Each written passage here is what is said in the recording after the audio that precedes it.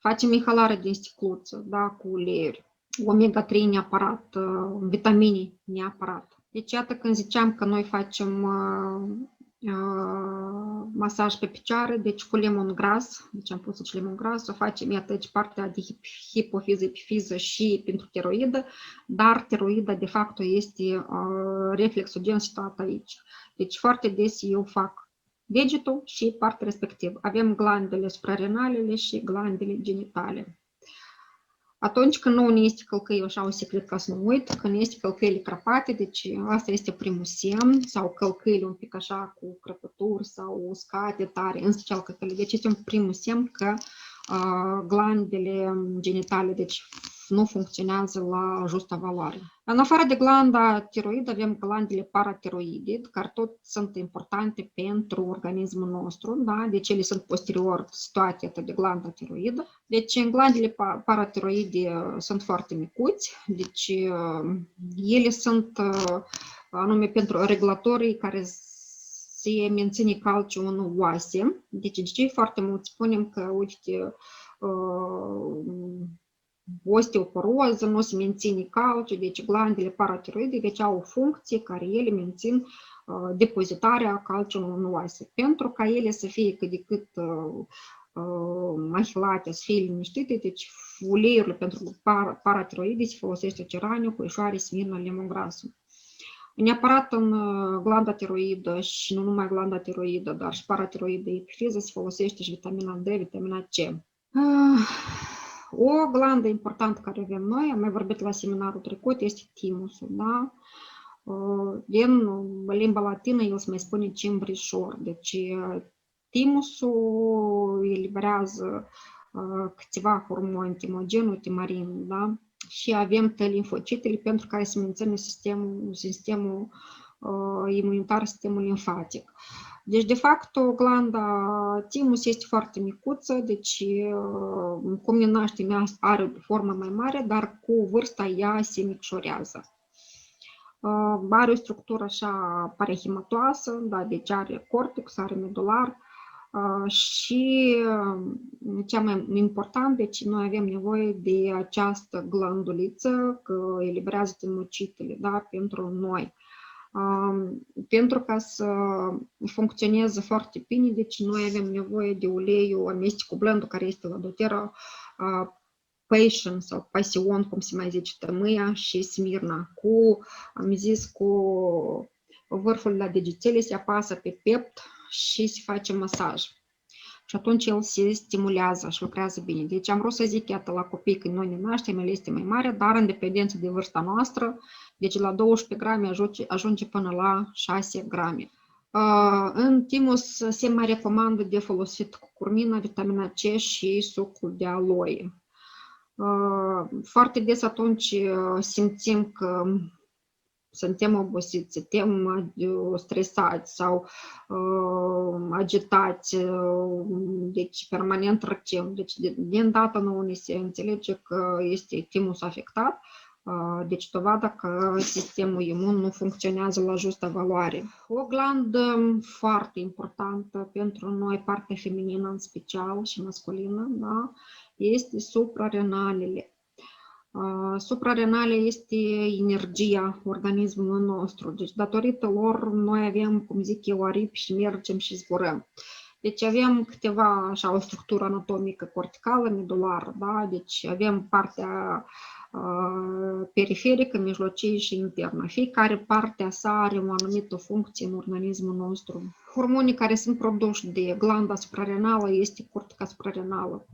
Da, este aldosteronul, deci foarte important, da, cortizonul, hidrocortizonul, da, și androgenii. Deci cred că deja denumirile ne se spune ce funcții au ei în organismul nostru. Deci important, partea medulară, deci ea eliberează cateholaminile, adică adrenalina care stimulează activitatea inimii, da? Și noradrenalina care menține tonusul vaselor sanguine, da?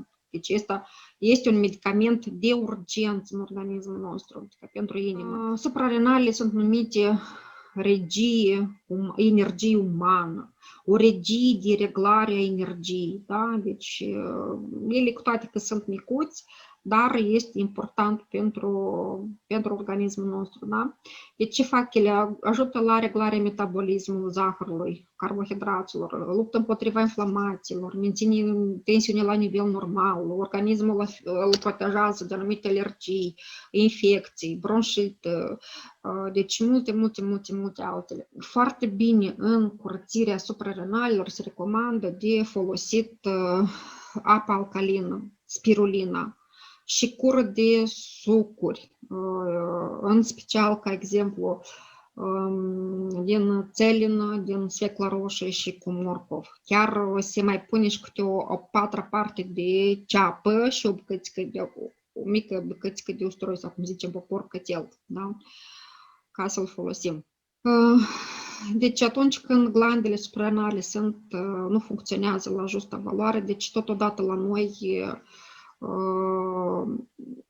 vedem că suntem stresați. Din ce motiv? Că el produc hormonul stresului, cortizolul. Și ca și alți hormoni, deci ei transformă în hormonii feminini estrogenul și progesteronul. Deci, nu degeaba, deci mai recent, mai sus, am zis că suprarenalele sunt legate în strânsă legătură cu organele genitale noastre, da? Este un organ, deci o glandă primordială în fertilitatea femeii, deci fertilitatea cuplului. Totodată, cortizolul respectiv controlează și prelucrează carbohidrații, deci care ne duce la anhilarea, hai cum zic eu așa, la mâncarea proteinilor și la grăsimile care ne ajută la inflamațiile în organism. Da? Deci este foarte important ca să menținem suprarenalele să fie sănătoase. Da? Alt hormon care este produs este epifedrina și noradrenalina. El cresc în organismul nostru atunci noi când suntem foarte agitați, suntem revoltați, da? Și totodată datorită lor, deci suprarenalelor, noi putem să avem o reacție așa mai banală, hai să zic eu, atunci când nu putem să controlăm, deci când este afectată glandele suprarenale, deci se eliminează în organism, și totodată nu putem să controlăm reacția sistemului nervos, adică la stres. Deci foarte mult influențează și starea noastră la stres. Deci cum o primim stresul, cum îl menținem și cum îl trecem prin noi. Totodată, deci glandele suprarenale, el stimulează metabolismul, da, respirația, tensiunea. Deci atunci când suntem foarte obosiți, da, deci avem reacția asta, băi, hai luptă sau fugi, stau acasă sau mă duc sau mai lucrez, vreau să mă culc sau vreau să mai stau, deci iată în felul dat. În oboseala glandelor suprarenale, deci neapărat nu se indică cofeina. Toți specialiștii spun că nu se dă cofeina. Deci eu am zis că cofeina ea ajută numai atunci când facem un restart a glandelor suprarenale. În glandele suprarenale, dacă ele sunt afectate, deci neapărat sunt afectate și epifiza și glanda tiroidă. Pentru ca să putem să ne menținem, deci oboseala respectivă să ne menținem pe picioare, deci sigur că noi folosim cofeina. Dar o folosim numai după ce reglăm funcția normală a organelor, adică a glandelor hormonale. În glanda suprarenală, când este afectată, deci neapărat sunt afectate și rinichii, deci da, ele care au un rol de eliminare a rezidurilor din organism, da, deci a lichidelor din organism. Deci noi știm că rinichii, deci și ei produc, deci fiindcă sunt legați împreună, deci produc hormoni cum este renina, eritropoietinina, bradichinina, natriferina și medulina, deci care au anumite funcții în organism. De exemplu, medulina scade presiunea arterială. Bradichinile, deci au rol de producerea, ca să producă vasodilatarea în vase, da? Crește permeabilitatea capilarilor. Și tot așa. Deci, dacă sunt afectate suprarenalele, neapărat au de suferit și rinichii. Deci, în cazul respectiv, se face, iarăși, recomandarea mea este să fac un detox total a rinichilor. Ce înseamnă detox a rinichilor, suprarenalilor? O foamete totală, prin care nu se folosește nimic în afară de apă alcalină, apă cu citrice, da, ulei citric sau fructe și plante verzi, ierburi verzi, da, adică de făcut sucuri. După ce facem 3 zile, 5 zile, 7 zile, 9 zile, deci se recomandă schema respectivă, deci neapărat se intră un borcanaj urinal la care se ține 24 de zile, 24 de ore și din când în când îl amestecăm și ne uităm de punerea care este la fundul borcanașului. Dacă este, cum am zis, de 2 sau de 4 cm, atunci înseamnă că funcționează rinichi și am făcut un restart la suprarenale și la rinichi. Sunt alte alimente recomandate, este ulei virgin de cocos, da? Legumele crucifere, neapărat se recomandă în rinichi suprarenale. Iarăși trebuie să fim foarte atenți că nu toate grăsimile le putem folosi. Sunt grăsimi care deci, sunt nocive pentru suprarenale și rinichi. Deci astea sunt nucile, migdalele, fisticul. Deci nu se recomandă în cazul dat. Sunt tehnici speciale pentru a gestiona stresul, da, care le putem folosi. Tehnici speciale sunt respirațiile, da, care să respirăm profund de 10-15 minute pentru ca să micșorăm stresul. Da. Sunt exerciții fizice la fel. Avem de asemenea masaje terapeutice de relaxare. Deci avem același program de reglare a somnului. În cazul dat putem să folosim și simfoniile, da? Inflamator hormonal, chem. Avem, eu cum îi zic așa, tinctura glandelor suprarenale, ea se formează în 50 de ml. De ce se face? Să iei rădăcină de astragalus, lemn dulce, rădăcina pătrunjel, dafin, nenufărul, să iei fructele sau dacă nu avem fructe, atunci luăm frunzele, da? Lucerna, frunza verde, angelica, pătrunjelul, frunzele, ginsengul și rădăcina. Se ia alcool și miere, unde se amestecă, se ține 30 de zile și atât de coctul respectiv se ia și se folosește. Deci asta tinctură este o tinctură foarte complexă, care în primul rând reglează, care face sistemul glandelor suprarenale și a rinichilor și totodată deci, se liniștește sistemul nervos, epifiza, hipofiza, la care ne induce noaptea într-un somn liniștit. Deci și este foarte bun. Dintre uleiuri noi putem să folosim în oboseala suprarenalilor, iată, uleiurile respective.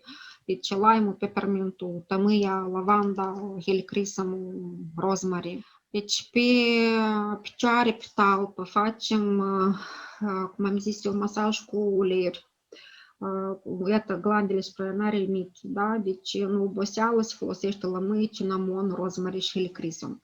Atunci noi când facem cu cinamon pe talpă, deci foarte atent să fim la partea cum se înrosește pielea. Deci dacă este pronunțată, este medie sau un pic. În dependență de schimbarea culoarei, deci putem să depistăm cât de tare este afectat la noi sistemul urologic, suprarenale și rinichi.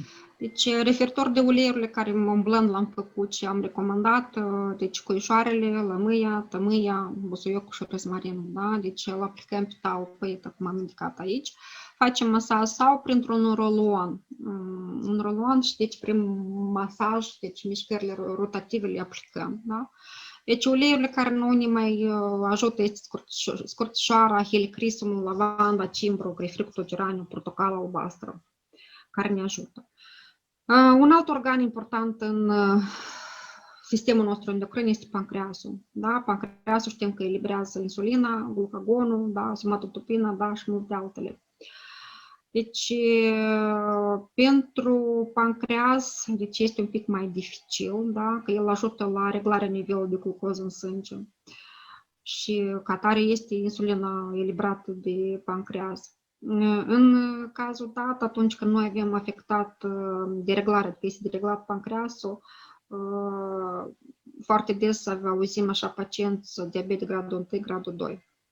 Deci apare obezitatea, da?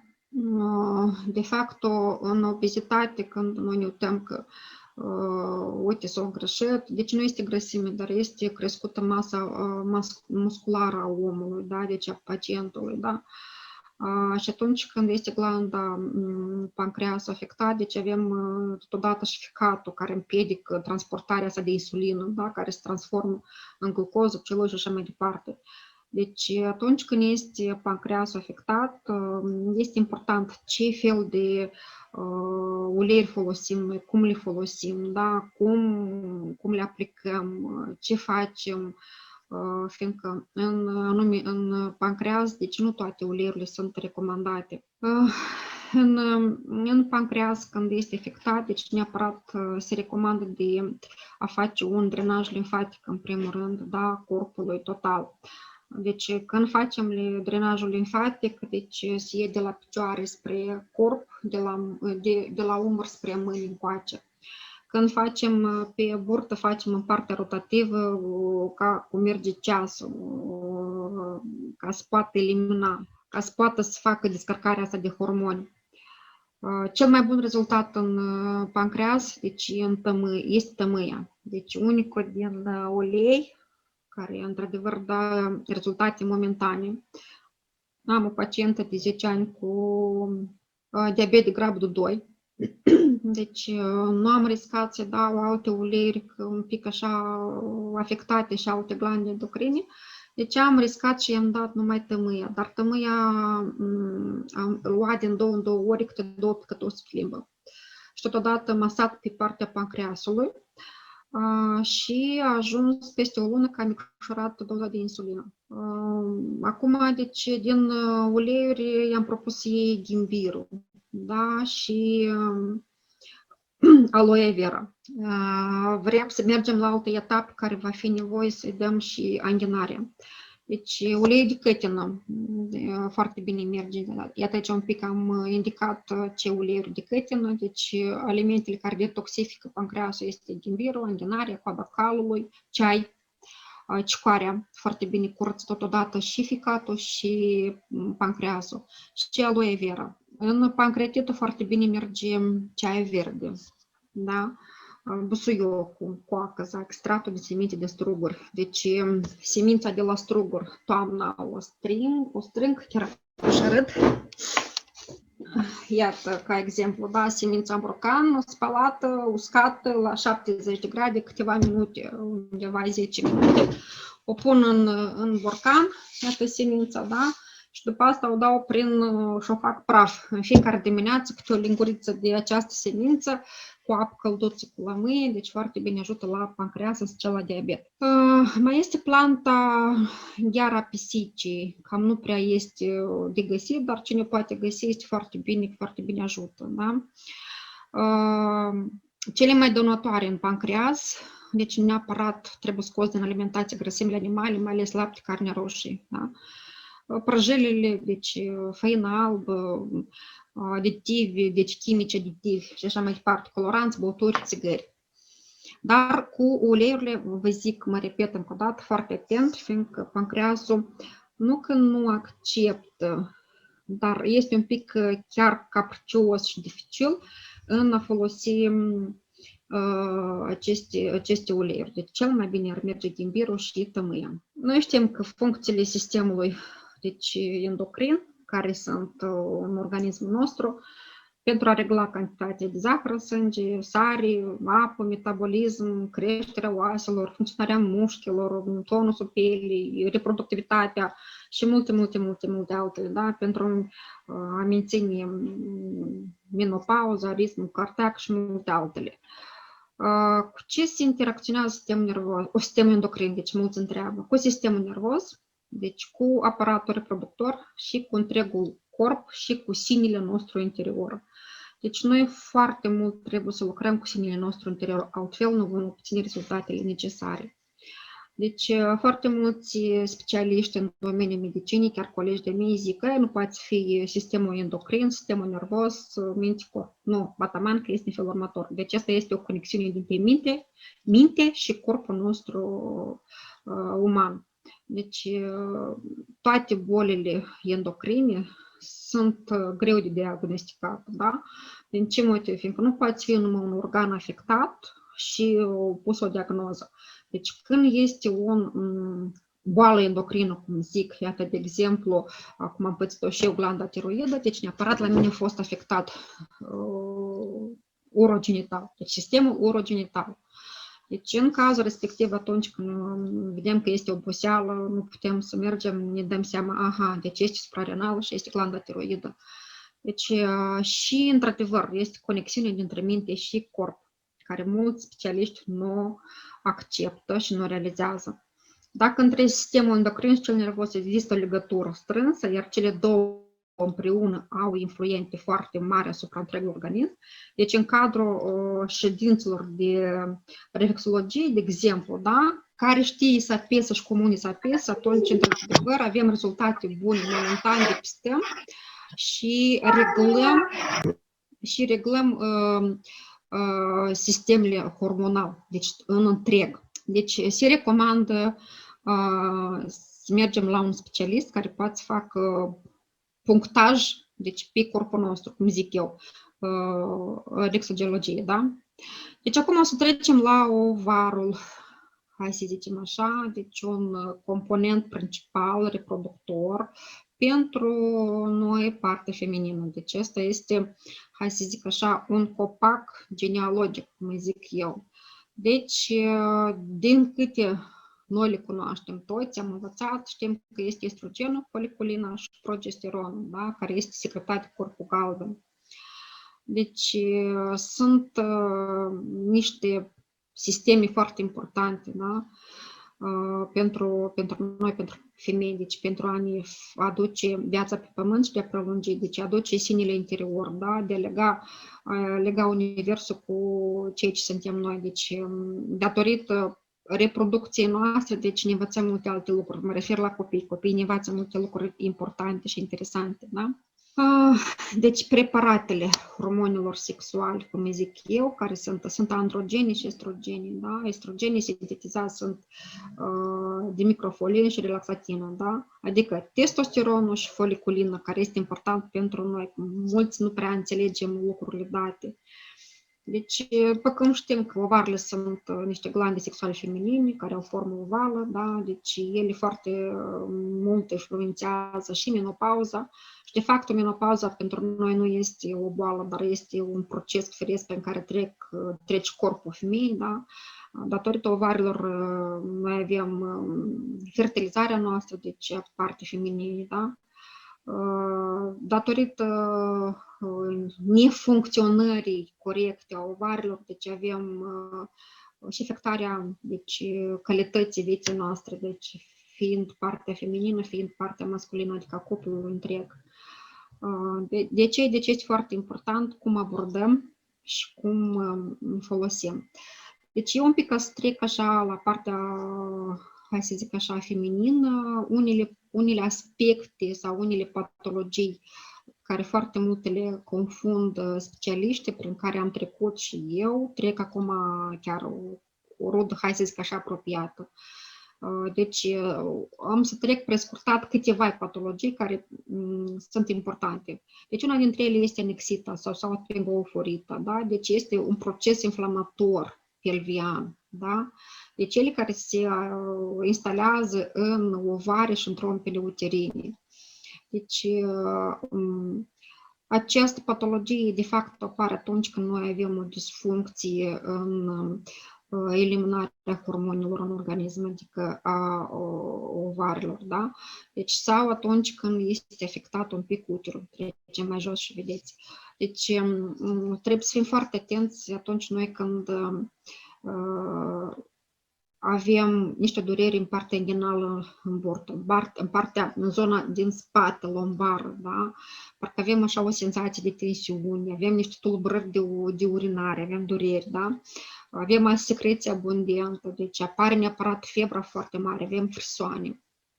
Deci asta este de fapt un proces inflamator, care el totuși se tratează și datorită uleiurilor fermecătoare care le avem noi, deci avem efecte foarte bune, dar ele de fapt se folosesc mult mai des. Deci am un pacient care folosește dimineața și seara și a avut rezultate un pic așa mai delungat, a doua pacientă le-a folosit chiar 7 ori pe zi și deci are rezultate. În primul rând putem să facem spălături vaginale, da? Dar iarăși fim atenți, nu trebuie să facem abuz. De ce pot folosi supozitoare, ovule, în primul rând cu tuia, cu cătină, cu mușețel, tătăneasă, lavandă, romaniță, tămâi în primul rând. Foarte bine merge pe copaibă, deci ca să facem supozitoarele și ovulele respective.